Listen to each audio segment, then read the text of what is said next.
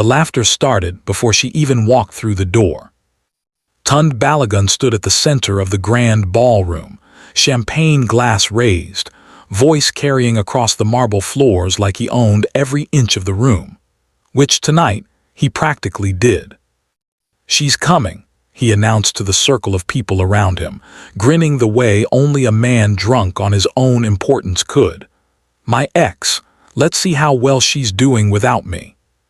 The crowd laughed, some nervously, some genuinely. Most of them didn't know Adiz Naji well enough to care. They just knew Tund, and Tund was entertaining, and entertaining men were forgiven everything in rooms like this. Vanessa Cole, polished and perfectly assembled beside him, touched his arm and smiled. The kind of smile that knew exactly what it was doing. Nobody in that room asked whether the woman they were preparing to humiliate had done anything wrong. Nobody wondered why she had been invited at all. They simply waited, the way crowds always wait when someone powerful promises them a spectacle. But here is what none of them knew. The woman walking toward that hotel had once stayed alone in a burning clinic, surrounded by gunfire, to save a child who was bleeding out on a table. She had never told anyone. And the child's father had spent 5 years trying to find her. If you're already feeling the weight of this story, stay with us. You'll want to be here when the truth finally lands. Adiz Naji stood outside the hotel entrance for exactly 4 seconds. Not from fear. She had stopped being afraid of Tund Balagun 2 years ago. Around the same time she realized that loud men with fragile pride were only dangerous if you needed their approval. She didn't. She had come tonight for one reason, not revenge, not performance. Closure was a quiet thing, and she intended to collect it quietly and leave. She smoothed the front of her deep green dress, exhaled once, and walked toward the entrance. That was when the convoy arrived. 3 black vehicles, no markings, no noise. They moved the way money moved when it didn't need to announce itself. The lead car stopped at the top of the entrance curve, and 4 men stepped out first, scanning the space with the practiced efficiency of people paid to notice everything. Then the rear door of the middle vehicle opened. A tall man stepped out. He was not loud, he was not decorated.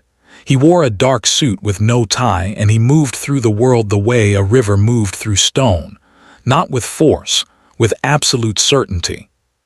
Kang Junhyuk was 49 years old in presence and 39 in body, and every year of both lived in his eyes. He walked to the other rear door and opened it himself. Adiz stepped out. The doormen froze.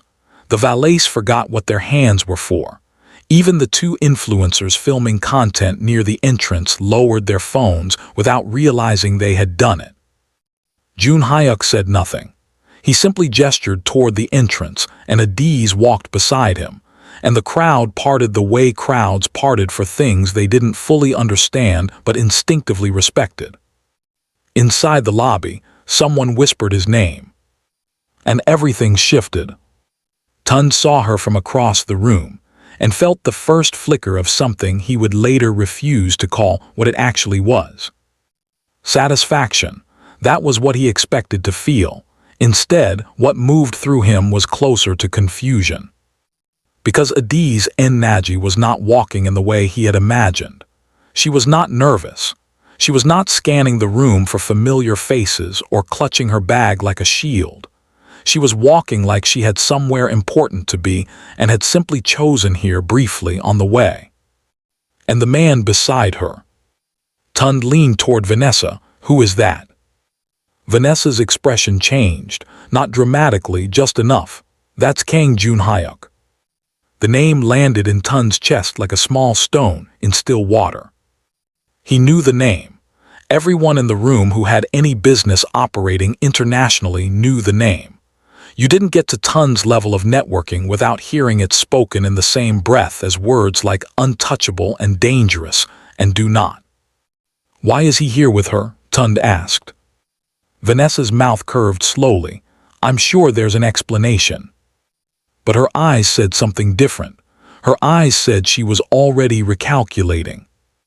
Tund, however, was not the kind of man who recalculated. He was the kind of man who doubled down. It was what had made him successful, and it was what would, on certain nights, cost him everything. He lifted his glass and moved toward the center of the room. Adiz felt the shift in the room the moment June Hyuk's name began circulating. She had not expected this. When he had found her 3 days ago, showing up at the small health clinic where she worked with nothing more than a calm request and a son who needed vaccinations, she had not understood what was happening. Not at first. He had introduced himself simply, no titles, no theater. "You saved my son 5 years ago," he said. "I've been looking for you." She had stared at him for a long moment, and then at the boy standing behind him, and the memory had returned with the force of something she had buried too deep. The clinic, the gunfire outside, the boy bleeding on the table, the staff running. Her staying. "I didn't do it for recognition," she had told him. "I know," he said. "That's exactly why I needed to find you." He had asked about her. Not her needs, not her finances, not what she wanted, just her. What she did, what she cared about, whether she was well. And when she mentioned, almost as an aside, that she had been invited to a party she probably shouldn't attend, he had simply said, "Let me take you." She hadn't fully understood what that meant until this moment. Standing in a room full of people who had gathered to watch her be diminished. With Kang June Hyuk standing beside her like the answer to a question nobody had thought to ask. But what happened next changed everything. Tund raised his glass. His voice cut through the ambient music with practiced ease. He had always been good at commanding rooms. It was his most authentic talent. "Everyone, can I have a moment?" The crowd settled, heads turned. "Some of you know I have a colorful history." Light laughter. He was charming even now, which was the most dangerous thing about him. And tonight, someone from that history has graced us with her presence. He turned toward Adiz. "This is Adiz. She was in my life for about 2 years. A pause designed to land. Long enough to teach me that not everyone who appears in your story deserves a chapter." A few people laughed, others went quiet. Adiz did not move. She held her glass and looked at him with an expression that was almost worse than anger. It was recognition. The look of someone watching a pattern they had already solved play out for the last time. "She used to tell people we were building something together." Tund shook his head with theatrical sadness. What she was actually building was a case. Tried to take money that wasn't hers. Tried to damage what I worked for. He smiled. Didn't work out for her, obviously. Vanessa touched her glass to her lips and watched Adiz the way a cat watched something it had already decided wasn't worth chasing. The room waited. And Kang June Hyuk, who had been still throughout the entire speech, turned his head very slowly toward Tund Balagun. He didn't speak, not yet. He simply looked at him, the way a man looked at something he was deciding whether to bother with. It was the most frightening thing in the room. Before we go further, let us pause here for just a moment. If you're part of the Velvet Empire family, you already know that the best stories don't just entertain. They remind us of something. And this one is reminding us that dignity is not something that can be taken away in public. It is something that lives so deep inside a person that the people who try to strip it away only end up exposing their own poverty. To everyone watching this today, wherever you are in the world, this is your Velvet Empire blessing. May your health hold steady and your body be shielded from sudden harm. May your home carry the weight of peace, the kind that doesn't require explanation. May your finances stabilize and surprise you with unexpected abundance.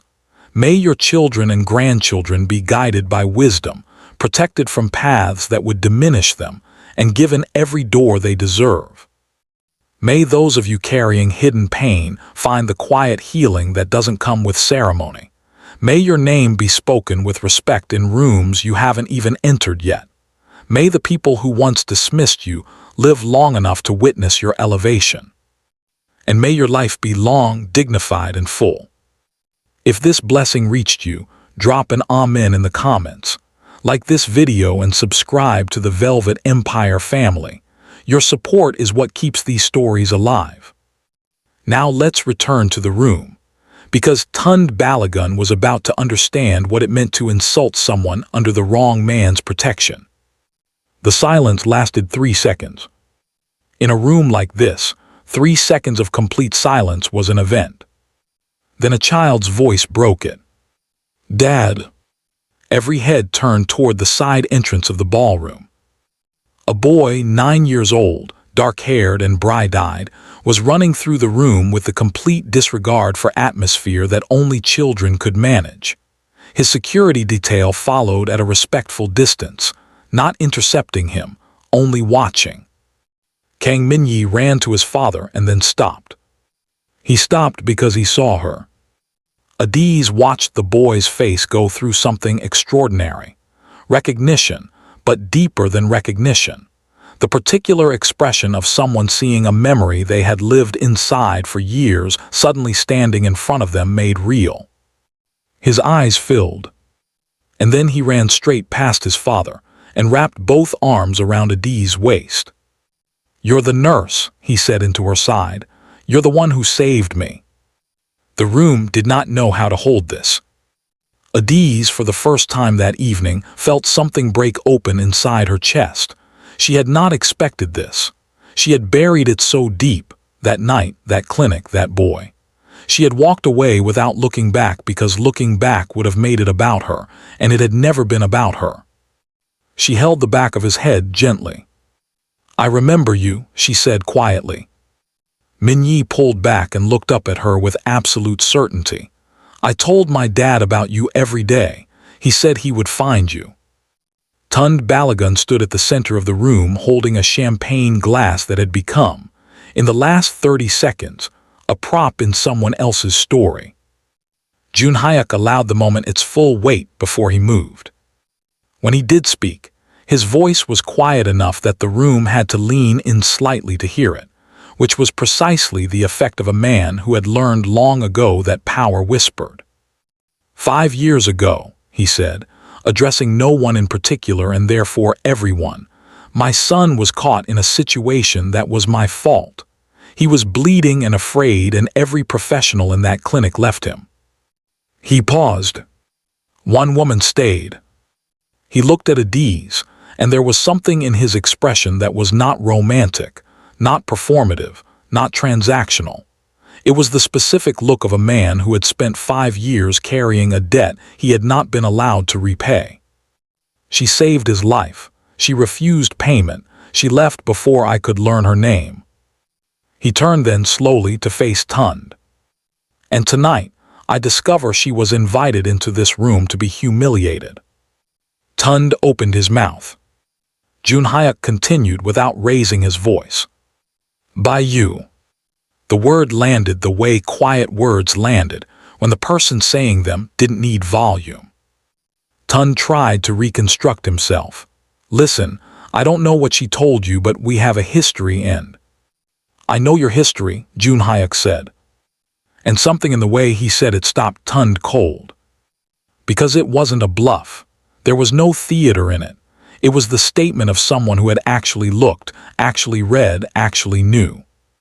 One of Junhyuk's men stepped forward and placed a tablet on the table between them. It was facing Tund. Tund looked down. His face went through several stages in rapid succession. Confusion, then recognition, then a particular shade of pale that had nothing to do with the lighting. The documents on the screen were not rumors. They were not allegations. They were receipts.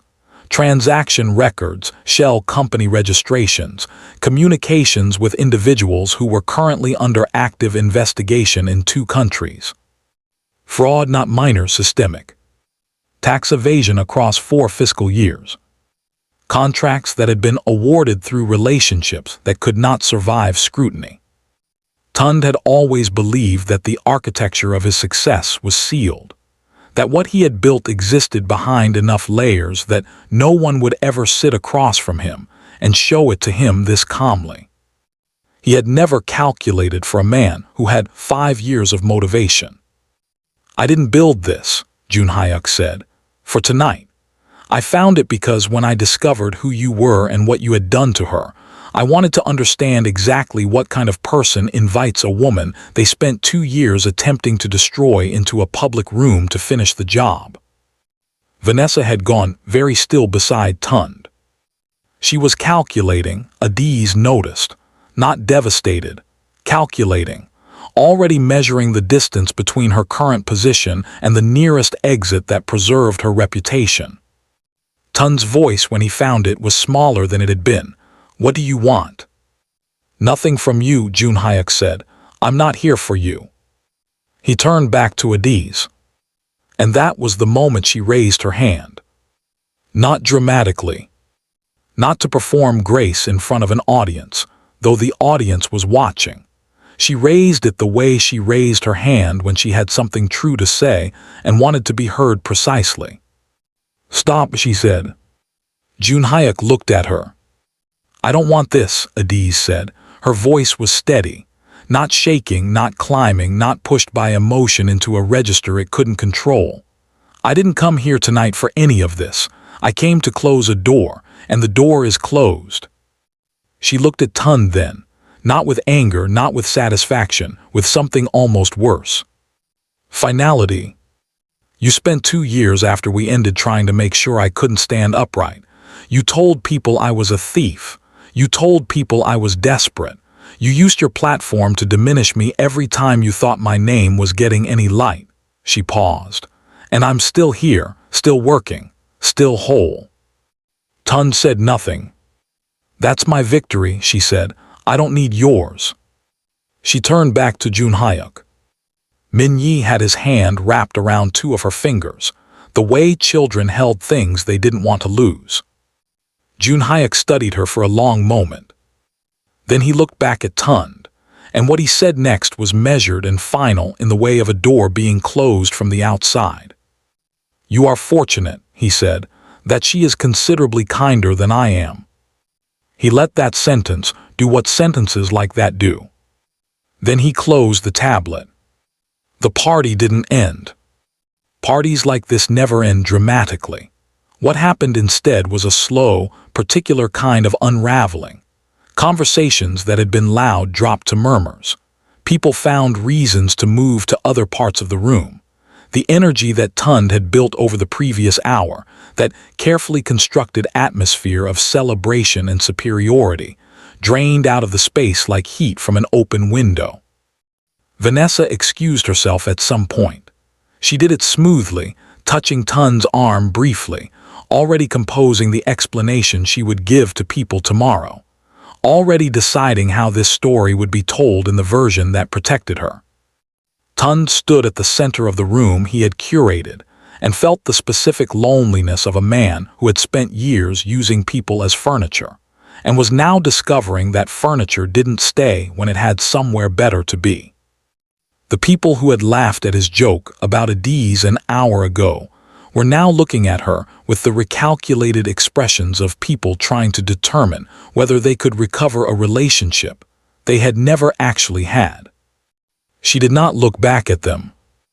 Adiz walked out of the hotel into the cool night air with Kang Junhyuk on one side and Minyi still attached to her hand on the other.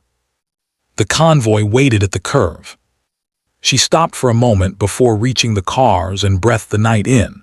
There was something clean about it, the particular freshness of a space that used to hold something heavy and doesn't anymore. "You didn't have to come tonight," she said to Junhyuk, not looking at him. "I know," he said. "You didn't have to do any of that." "The documentation was already compiled," he said. "It predates tonight. What happens with it is still being decided." She looked at him then. "Don't use it." He held her gaze. "That is a very significant request." "I know what I'm asking." A silence passed between them that was not uncomfortable. It was the silence of 2 people who had, in the space of one evening, seen each other more clearly than most people managed in years. "I'll consider it," he said. It was not agreement, but it was more than she had expected from a man who moved through the world as he did. Minyi tugged her hand. "Will you come visit us?" he asked with the complete directness of a 9-year-old who had decided something and saw no reason to be indirect about it. Adiz laughed, and the laugh surprised even her, low and warm and real. "Maybe," she said. Minyi looked at his father. She said maybe. Maybe means yes eventually. Junhyuk looked down at his son with an expression that cracked something open briefly in his otherwise composed face. Something that looked almost like relief. "Get in the car, Minyi." The boy obeyed, but slowly, pausing to give Adiz a last look that said he had not forgotten her 5 years ago and did not intend to forget her now. When the convoy pulled away, Adiz stood for a moment in the space it left behind. The doorman pretended not to be watching. The valets had found tasks in the opposite direction. The night air moved gently through the hotel's glass entrance and carried away the last of what had happened inside. She thought about the clinic, that night, the sound of the gunfire outside and the way the building had felt very small and very loud at the same time. The boy on the table whose name she hadn't known and hadn't asked, because names weren't what mattered in those moments. What mattered was the work and the hands and the decision to stay. She had made that decision without calculation, without knowing it would eventually bring her to this evening, without knowing that somewhere in the world, a powerful and frightening man would spend 5 years moving heaven and consequence to find her and say thank you. She had simply done what her hands knew how to do. And somehow, without trying, without performing, without needing anyone in that ballroom to see it, she had walked into a trap and come out of it with something she hadn't gone looking for. Not revenge. Something quieter. Proof that who you are in the moments nobody is watching is the thing that matters most. That dignity was not a thing that could be staged or constructed or purchased with status. That the woman Tund had spent 2 years trying to reduce had been irreducible from the start. She flagged a car. She was ready to go home. If this story moved something in you tonight, you're exactly who it was made for. Adiz didn't set out to win anything. She set out to close a door. And the universe, being what it is, decided she had earned something far greater than a door closing. Tell us in the comments, who did you feel most strongly in this story? Did Adiz handle it the right way? What would you have done in that ballroom? Like this video if the story held you. Share it with someone who needs to be reminded that quiet dignity is its own kind of power. And subscribe to the Velvet Empire family, because there are more stories coming, and they are all built for people who understand that the deepest victories rarely make noise. We'll be here. And sometimes, the ending we fear the most becomes the beginning we needed.